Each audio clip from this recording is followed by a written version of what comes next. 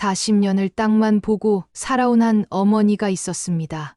그리고 어느 날 그 땅의 재개발이 시작되며 100억이 넘는 보상금을 손에 쥐게 되었죠. 하지만 그녀는 그 돈을 숨겼습니다.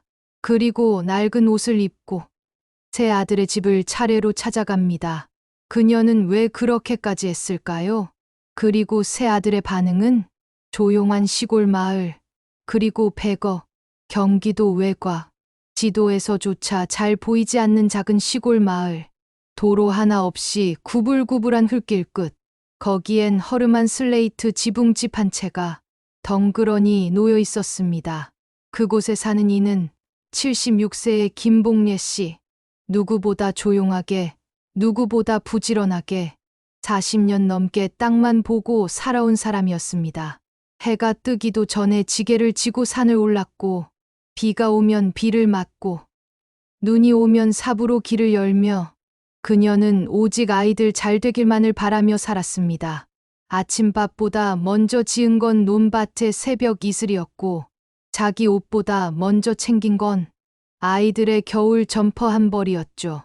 그렇게 세 아들을 다 키우고, 이젠 허리도 굽고, 다리도 시큰거리는 나이. 그런데도 복례 씨는 자식들 앞에서 단 한 번도 내가 너희 위해 고생했다는 말을 한 적이 없었습니다. 그런 그녀에게 갑자기 날아든 한 통의 공문. 해당 지역은 재개발 사업 예정지로 지정되었으며 토지 및건 충물 보상 협의 절차를 진행합니다. 그녀의 밭, 그녀의 논, 그리고 집까지 모두 보상 대상이 되었습니다. 며칠 뒤 복례 씨는 구청에서 전화를 받습니다. 어르신, 보상금 입금되셨습니다. 총액은 103억 7천만 원입니다.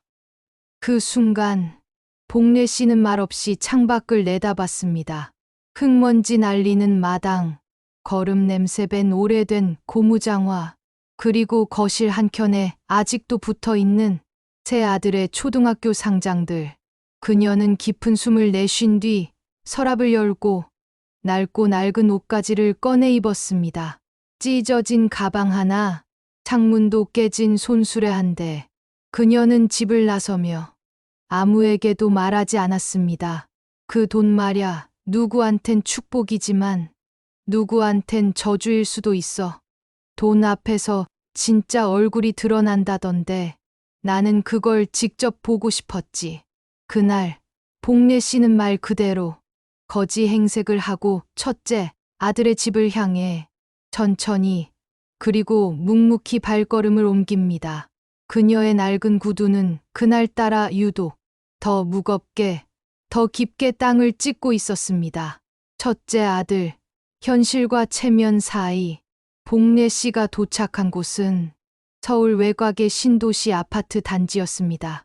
정문부터 경비원이 상주하고 엘리베이터엔 층별 비밀번호까지 입력해야 하는 고급 주상복합 아파트. 첫째 아들, 상우 씨는 이곳에 살며 대기업 전략기획팀 과장으로 일하고 있었습니다. 넥타이 하나에도 브랜드를 따지는 말 그대로 체면이 인생인 사람이죠. 초인종을 누르자 며느리가 먼저 문을 열었습니다. 어머님, 어머님 맞으세요? 복례 씨는 웃으며 고개를 끄덕였습니다. 머리는 부스스했고 찢어진 손가방, 헐거운 고무신, 그리고 색이 바랜 외투. 상우 씨가 뒤따라 나오며 말했습니다. 엄마, 대체 무슨 일이야? 그 차림으로 여기까지. 그냥 한 며칠만 지내도 되겠냐. 있던 데가 없어져서. 순간 복례 씨의 말에 며느리의 얼굴이 굳어졌습니다. 상우 씨는 잠시 망설이다 억지 웃음을 지으며 문을 열었습니다.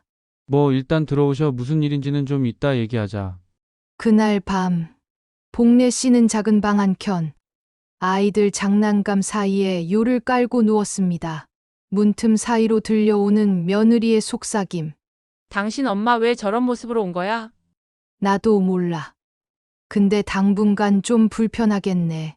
불편한 게 아니라 애들이 싫어해. 학원 친구들 와서 보면 뭐라 하겠어? 복례 씨는 말없이 천장을 바라봤습니다. 그리고 속으로 중얼거렸죠. 그래, 그게 내 삶이면 난 거기 맞추면 되지. 이틀 뒤 아침 식탁에 앉은 복래 씨는 식사 중 아이가 말하는 걸 듣습니다. 엄마, 할머니 냄새 이상해. 쉿. 그런 말 하는 거 아니야. 하지만 며느리는 눈길조차 주지 않았습니다. 오히려 아이에게 조용히 말했죠. 그냥 가까이 가지 마. 그날 저녁, 상우 씨는 무겁게 입을 열었습니다. 엄마, 사실 요즘 회사도 바쁘고 애들 교육 문제도 있고 집이 좀 복잡하잖아. 그 시설 같은데 알아보는 건 어때? 편하게 따뜻하게 지낼 수 있는데. 복래 씨는 말없이 밥 숟가락을 내려놓았습니다. 그리고 천천히 자리에서 일어나 말했습니다. 그래, 나도 괜한 짓 한 것 같구나. 아무 말 없이 다시 낡은 가방을 메고 신발을 꿰었습니다. 그 모습을 바라보며 상우 씨는 입을 열지 못했습니다. 며느리는 그저 고개를 숙였습니다. 엘리베이터 버튼을 누르던 복래 씨의 눈에는 건물 유리창에 비친 자신의 모습이 보였습니다. 칠이 벗겨진 코트, 구겨진 얼굴, 그리고 아들의 집에서 나오는 손님. 그래, 체면 앞에서는 낳아준 사람도 부끄러움이 되는 거구나. 복래 씨는 한마디 말도 없이 다음 목적지를 향해 걸음을 옮깁니다. 이제 둘째 아들을 만나러 갑니다. 둘째 아들, 계산이 빠른 사람. 복래 씨가 두 번째로 향한 곳은 경기도의 한 상가 건물 2층에 위치한 작은 빌라였습니다. 이곳에는 둘째 아들 준호 씨가 살고 있었습니다. 소규모 자영업, 정확히는 카페 겸 사진관이라는 간판을 단 점포를 운영하고 있었죠. 겉보기엔 자유롭고 여유로워 보이는 삶. 하지만 복래 씨는 알고 있었습니다. 아들 준호는 언젠가부터 계산에 밝아졌다는 걸요. 문을 두드리자 준호 씨가 화난 얼굴로 문을 열었습니다. 엄마, 여기까지 어떻게 오셨어요? 그냥 좀 머물 데가 필요해서. 아, 그래요? 아유, 잘 오셨어요. 잠시 후 주방에서 나오는 며느리의 눈빛은 화나지 않았습니다. 준호 씨가 괜히 멋쩍게 웃으며 말합니다. 엄마, 여긴 좁긴 한데 그래도 뭐 며칠은 괜찮을 거예요. 그치? 며느리는 말없이 고개만 끄덕였습니다. 그날 밤, 복래 씨는 카페 뒤편의 작은 방에서 묵게 됩니다. 벽에는 갓난아기 사진이 가득 걸려 있었고, 방 한켠에는 커피 원두 냄새가 밴 상자들이 쌓여 있었습니다. 찬밥에 김치 몇 점. 그게 그날의 저녁 식사였습니다. 엄마, 요즘 장사도 쉽지 않아요. 사람들 커피값도 아끼는 시대잖아요. 그래도 내가 제일 정 많았잖니. 복래 씨가 조심스럽게 말을 꺼냅니다. 하지만 준호 씨는 웃으며 대답합니다. 요즘 세상에 정만으로는 아무것도 안 되죠. 엄마, 다들 각자 살기도 빠듯하잖아요. 다음 날 카페 앞자리에서 커피를 마시던 며느리가 조용히 말합니다. 시어머니, 요즘은 복지제도도 참 잘 돼 있어요. 복지? 네, 국가에서 운영하는 시설도 좋고 요양원도 괜찮은 곳 많아요. 복래 씨는 그 말을 들으며 잠시 창밖을 바라봅니다. 거리엔 바람이 불고 낙엽이 한 장 한 장 바닥에 떨어집니다. 그리고 조용히 밥 숟가락을 내려놓습니다. 그날 저녁, 준호 씨는 어머니가 들고 온 낡은 가방을 바라보며 묻습니다. 엄마, 집은 왜 나왔어요? 혹시 땅 문제로 뭘 잘못하신 건 아니죠? 잘못은 아니고 그냥 혼자 있기 싫었어. 근데 그 땅 팔았어요? 보상금 같은 건 안 받으셨어요? 그 순간 복래 씨의 눈빛이 단단해졌습니다. 받았는지 못 받았는지 그게 중요하니? 궁금해서요. 혹시 도움이 필요하시면. 고맙다. 하지만 됐다. 그날 밤 복래 씨는 다시 가방을 메고 방을 나섭니다. 어두운 골목길, 카페 유리창에 비친 자신의 모습은 더욱 작고 외로워 보였습니다. 얘는 웃으면서 밀어내는 법을 배웠구나. 정이 많던 아인. 이제 계산기부터 두드리게 되었네.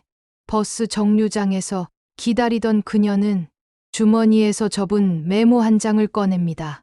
막내, 재훈이네 주소. 그녀는 그 종이를 바라보다 작은 한숨을 내쉬고 버스에 몸을 실었습니다. 다음 목적지는 막내 아들의 집입니다. 막내 아들, 기대는 무너지고 복례 씨는 마지막 기대를 품고 막내 아들 재훈이의 집으로 향합니다. 세 아들 중 유일하게 가끔 전화를 걸어오던 아이, 명절엔 손편지를 보내고 작년 생일엔 꽃 한 다발을 들고 찾아와 말없이 손을 잡아주던 아들, 그 아들이 있어 복례 씨는 늘 말했습니다. 재훈이 하나라도 있어서 나는 괜찮아. 막내의 집은 서울 외곽의 오래된 빌라, 주차장도 없는 작은 골목 끝에 위치한 3층짜리 건물의 2층. 엘리베이터는커녕 계단엔 아이들 분필 낙서가 그대로 남아 있었습니다. 낡은 초인종을 누르자 재훈이와 며느리가 동시에 나옵니다. 엄마, 왜 이렇게 갑자기 오셨어요? 그냥 한 달 정도만 잠깐만 머물면 안 되겠니? 재훈은 멈칫하다가 억지로 미소를 짓습니다. 아, 그럼요, 당연하죠. 어서 들어오세요. 작은 전셋집, 거실에는 층간소음 매트가 깔려 있고 한켠에는 아이 장난감이 흩어져 있었습니다. 식탁엔 간소한 저녁 식사가 놓여 있었고 냉장고에는 할인 스티커가 붙은 반찬통 몇 개가 덜렁 들어 있었습니다. 복례 씨는 말없이 앉아 따뜻한 국을 한 숟가락 떠먹습니다. 맛있네, 이런 따뜻한 밥. 오랜만이다. 재훈은 쓴 웃음을 지으며 말합니다. 엄마, 저희가 많이 못 챙겨드려서 죄송해요. 요즘 진짜 빠듯하거든요. 아이를 재운 뒤 며느리가 조심스럽게 말을 꺼냅니다. 어머님 실은 아이가 좀 예민해요. 새로운 사람이 있으면 잠을 잘 못 자요. 그럼 나는 거실에 그냥 조용히 있을게. 근데 거실도 아이가 아침에 일찍 일어나서 혹시 다른 방법을 찾으시면 어떨까요? 복례 씨는 멈춰 있던 젓가락을 내려놓습니다. 그래, 그렇지. 너희도 너희 사정이 있으니까. 재훈은 그 말에 미안한 듯 고개를 떨굽니다. 엄마, 정말 미안해요. 요즘 저랑 아내 둘 다 맞벌이라 정신도 없고 도와드리고 싶은 마음은 있는데 현실이 안 따라줘서. 그날 밤 복례 씨는 아이 장난감을 밟지 않으려 살금살금 짐을 챙깁니다. 가방을 메고 현관문을 나서려는데 복도 끝에서 재훈이 작은 목소리로 말합니다. 엄마, 나중에 좀 더 나아지면 꼭 모실게요. 그땐 꼭 제대로 해드릴게요. 복례 씨는 그 말을 들으며 잠시 멈춰 서 있다가 작게 고개를 끄덕이고 문을 닫습니다. 그녀는 고시원으로 향합니다. 역 근처 불 꺼진 상가들 사이로 작은 불빛 하나가 켜져 있는 곳. 1일 2만 원 장기 투숙 할인. 찢어진 종이로 만든 팻말이 입구에 덜렁 붙어 있습니다. 좁은 복도, 답답한 공기, 하얗게 벗겨진 벽지, 방 안엔 작은 침대 하나, 노란색 조명이 천장에서 흔들리고 창문은 없습니다.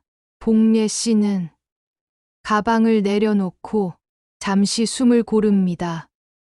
그녀는 가방 깊숙한 곳에 지퍼를 열어 예금 통장 3권을 꺼냅니다.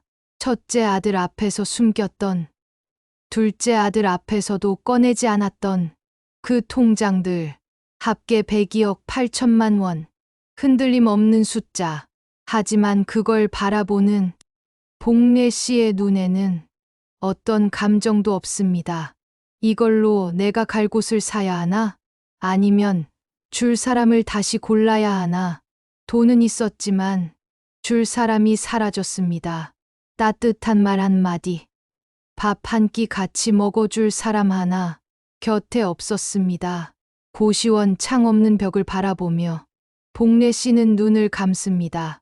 불 꺼진 방 안, 식은 도시락 반쪽, 미지근한 생수 한 컵, 그리고 진동 한 번 울리지 않는 휴대폰. 밤 10시, 복도에 조용히 놓여진 낡은 가방 하나만이 그녀의 존재를 증명해주고 있었습니다. 기댈 수 있을 거라 믿었던 그 마음이 가장 먼저 등을 돌릴 줄이야.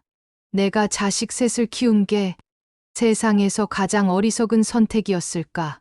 복례 씨는 그 밤 가장 조용한 곳에서 삶을 다시 계산하기 시작합니다. 시간은 흘러 복례 씨가 고시원에 들어온 지 한 달. 매일 같은 시간, 같은 골목길을 걷고, 같은 도시락을 먹고, 같은 벽을 보며 하루를 버텼습니다. 누구의 전화도, 메시지도 한 통 오지 않았습니다. 그토록 챙기던 자식들이지만 그녀가 떠난 뒤 단 한 명도 그녀의 안부를 묻지 않았습니다. 복례 씨는 어느 날 변호사 사무실을 찾습니다. 책상 위에 놓인 갈색 가죽 표지의 유언장 용지. 그녀는 펜을 들고 천천히 그리고 단단하게 한 줄 한 줄 써내려갑니다. 유언장 전문 중 발췌. 본인의 전 재산은 자신을 끝까지 돌봐준 단 한 사람에게 상속한다. 복례 씨는 마지막 줄에 사인을 하며 조용히 중얼거립니다. 나를 사람으로 대해준 사람에게 사람답게 돌려주고 싶어. 그 말에는 서운함도 분노도 없었습니다. 오히려 담담하고 한편으론 시원한 미소마저 느껴졌습니다. 그녀는 더 이상 누구에게 의지하지 않기로 했습니다. 돈이란 건 누구에게 주느냐보다 왜 주는가를 아는 사람에게 주는 게 맞다는 걸 그제야 깨달은 것이었죠. 그리고 그 한 사람은 다행히 이미 그녀 곁에 있었습니다.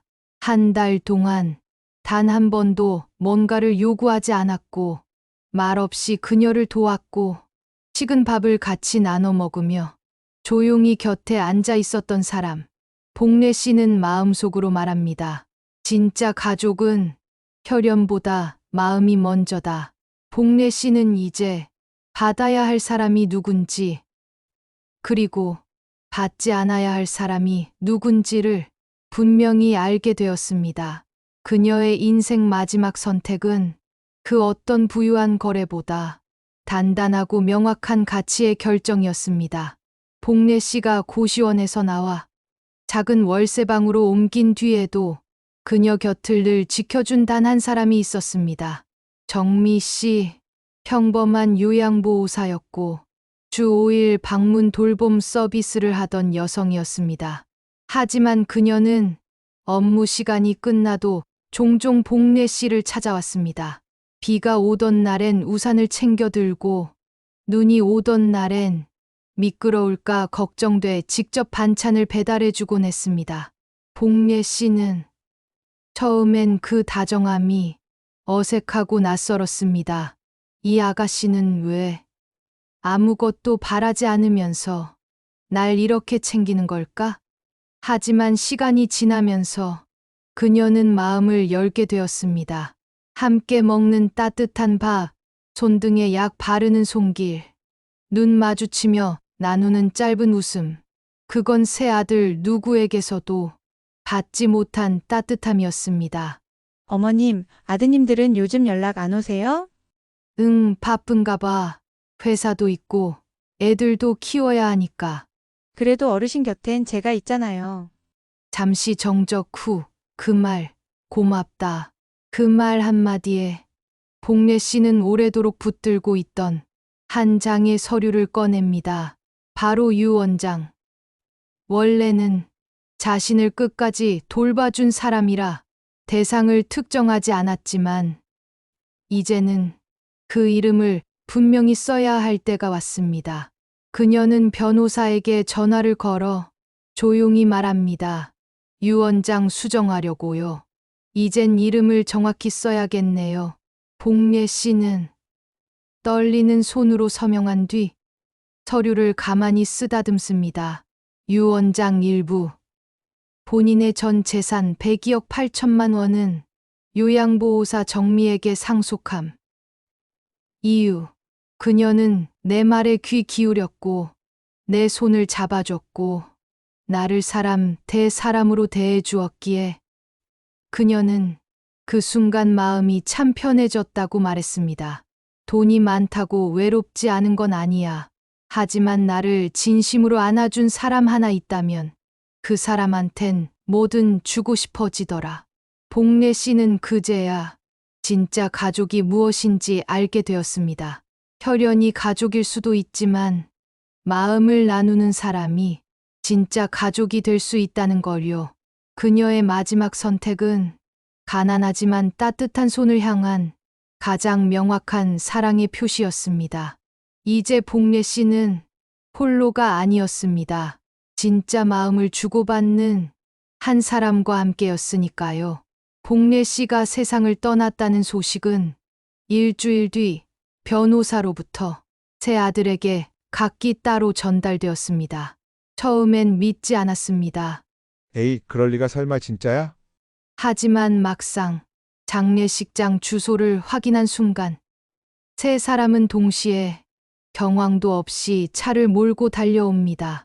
서울 도심 외곽의 작은 장례식장, 2층 가장 구석, 허름한 소형 빈소 한 칸. 그곳에는 의외의 인물이 먼저 도착해 있었습니다. 정미 씨, 그리고 옆자리에 앉은 복례 씨의 법률 대리인인 변호사 한 사람. 상복도 제대로 챙기지 못한 채 서로 몇 마디도 못 나누고 들어온 아들 셋은 혼란과 당혹, 그리고 어딘가 모를 불안에 휩싸입니다. 정미 씨 여기 왜 있어요?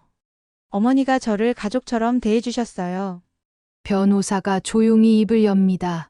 말씀드릴 게 있습니다. 세 아들의 시선이 동시에 쏠립니다. 고인은 생전에 유언장을 작성하셨고 사망과 동시에 집행되도록 위임하셨습니다. 상속인 관련 사항도 포함되어 있습니다. 상속이요. 예, 고인의 전 재산은 현금, 토지 보상금, 금융자산 포함 총 102억 8천만 원 전액을 정미 씨에게 상속하도록 지정하셨습니다. 말이 끝나자 빈소의 공기가 얼어붙습니다. 첫째 아들은 분노에 찬 목소리로 외칩니다. 말도 안 돼. 우린 자식인데 어머니가 왜? 둘째는 바로 변호사에게 다가가 유언장이 진짜인지 따져 묻습니다. 막내는 말없이 고개를 떨군 채 복례 씨의 영정 사진만 바라봅니다. 변호사는 말합니다. 유언장은 정식 공증과 법적 절차에 따라 작성되었습니다. 고인의 뜻은 분명했고 명확했습니다.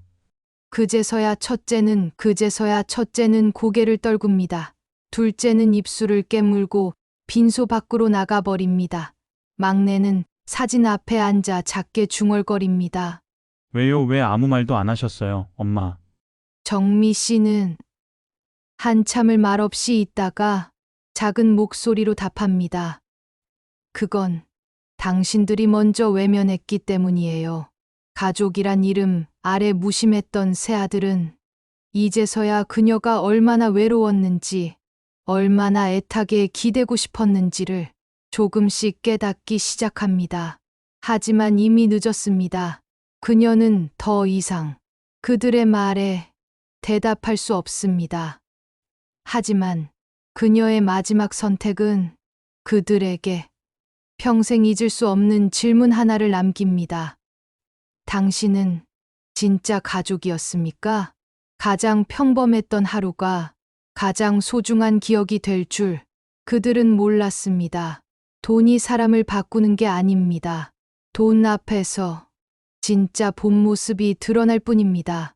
그리고 그 본 모습 앞에선 사랑도, 정도, 이름도 아무 의미가 없다는 걸요. 더 늦기 전에 따뜻한 말을 건넬 수 있기를 바랍니다. 그 누군가가 아직 곁에 있을 때. 이 이야기가 당신 마음에도 작은 울림이 되셨다면 구독과 좋아요로 함께 해주세요. 다음 이야기에서도 우리가 놓치고 살았던 그 누군가의 인생을 만나보실 수 있습니다.